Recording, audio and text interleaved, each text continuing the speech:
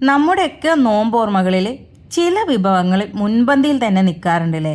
അങ്ങനെ ഒരു വിഭവമാണ് കേട്ടോ ഇന്ന് ഞാനിവിടെ പരിചയപ്പെടുത്തുന്നത്.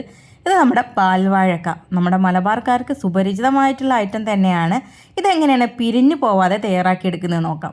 ഞാനിവിടെ അരക്കപ്പോളം ചവ്വരിയാണ് കുതിർത്ത് വെച്ചിട്ടുണ്ടായിരുന്നത്. ചവ്വരി മുങ്ങിക്കിടക്കുന്ന രീതിക്ക് അങ്ങ് കുതിർത്ത് വെച്ചാൽ മതി. ഇനി നമ്മൾ പാല് ഇതുപോലെ ചൂടാക്കി വെച്ചിരിക്കണം കേട്ടോ. കാരണം നമുക്ക് ലാസ്റ്റ് സമയത്ത് രണ്ടും ഒരേ ചൂടിൽ യോജിപ്പിച്ചെടുക്കാനുള്ളതാണ്.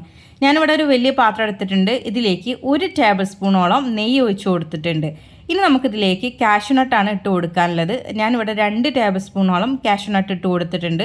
അതൊന്ന് മൂത്ത് വരുന്ന സമയത്ത് ഇതിലേക്ക് 1 ടേബിൾ സ്പൂണോളം റൈസിൻസും കൂടെ ചേർത്ത് കൊടുക്കാം. ഇനി നമുക്ക് ഇത് രണ്ടും ഒന്ന് മൂപ്പിച്ച് ഇത് മാറ്റി വെക്കാം കേട്ടോ. ഇത് ശരിക്കും ഡെക്കറേഷന് വേണ്ടിയിട്ട് മാത്രമാണ് കേട്ടോ നമ്മൾ ഉപയോഗിക്കുന്നത്. ഇത് ഇല്ലാണ്ടും നമുക്ക് പാൽവാഴക്ക ഉണ്ടാക്കിയെടുക്കാവുന്നതാണ്. അപ്പം നമുക്കിത് മാറ്റി വെക്കാം. ഇനി നമുക്ക് ഇതേ പാത്രത്തിലേക്ക് തന്നെയാണ് നമ്മൾ കുതിർത്ത് വെച്ചിട്ടുണ്ടായിരുന്ന ആ ഒരു ചവ്വരി ഉണ്ടല്ലോ, അത് ആ വെള്ളത്തോട് കൂടെ തന്നെ നമ്മളിതിലേക്ക് ഒഴിച്ചു കൊടുക്കുക. കൂടെ ഞാൻ 1 കപ്പ് കൂടെ എക്സ്ട്രാ വെള്ളം ഒഴിച്ചു കൊടുത്തിട്ടുണ്ട്. വലിയ ചവ്വരി ആണെങ്കിൽ ചിലപ്പോൾ ഇതിലും കൂടുതൽ വേവ് വരും. അപ്പോൾ അങ്ങനെയാണെങ്കിൽ കുറച്ചുകൂടെ വെള്ളം ഒഴിച്ചിട്ട് വേണ്ടി വരും വേവിച്ചെടുക്കാനായിട്ട്. ഇതിലേക്ക് ഞാനൊരു 3 കഷ്ണം പട്ട ഇട്ട് കൊടുത്തിട്ടുണ്ട്.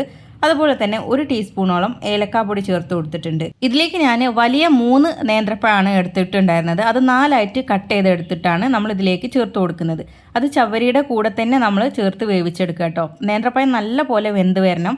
ഈ ഒരു പാൽവാഴക്ക പിരിഞ്ഞു പോകുന്നതിൻ്റെ ആദ്യത്തെ കാരണം എന്താണെന്നറിയോ? നമ്മുടെ നേന്ത്രപ്പഴത്തിന് പുളിയുള്ള ടൈപ്പുള്ള നേന്ത്രപ്പഴമാണ് എടുക്കുന്നതെങ്കിൽ ഇതുപോലെ പിരിഞ്ഞു പോകാനുള്ള ചാൻസ് ഉണ്ട്. അതുപോലെ തന്നെ നേന്ത്രപ്പഴം നന്നായി വേവാണ്ട് ഇരുന്നാലും ഇതുപോലെ പിരിഞ്ഞു പോകാനുള്ള ചാൻസ് ഉണ്ട് കേട്ടോ. ഞാൻ അതിലേക്ക് അല്പം ഉപ്പ് ചേർത്ത് കൊടുത്തിട്ടുണ്ട്. ഒരു 2 പിഞ്ച് ഉപ്പ് ചേർത്ത് കൊടുത്താൽ മതി. അതിൻ്റെ കൂടെ തന്നെ ഒരു 1/2 കപ്പോളം പഞ്ചസാര ചേർത്ത് കൊടുത്തിട്ടുണ്ട്. ഇതിൽ കൂടുതൽ പഞ്ചസാര വേണമെങ്കിൽ നിങ്ങൾക്ക് ചേർത്ത് കൊടുക്കാം. അതൊക്കെ നമ്മുടെ ഇഷ്ടമാണ് കേട്ടോ.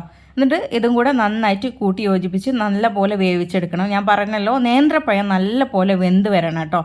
ആ ഒരു രീതിക്ക് തന്നെ നമ്മളിത് വേവിച്ചെടുക്കുക. നമ്മൾ കഴിച്ചു നോക്കുമ്പോൾ തന്നെ നമുക്ക് മനസ്സിലാവും ഇത് എത്രത്തോളം വെന്തിട്ടുണ്ടെന്ന്. എന്നാലാണ് നമുക്ക് ഇനി പാൽ ഇതിലേക്ക് യോജിപ്പിച്ചെടുക്കാൻ പറ്റുള്ളൂ. ഞാൻ നേരത്തെ പാൽ ചൂടാക്കിയിട്ടുണ്ടായിരുന്നു എന്ന് പറഞ്ഞല്ലോ.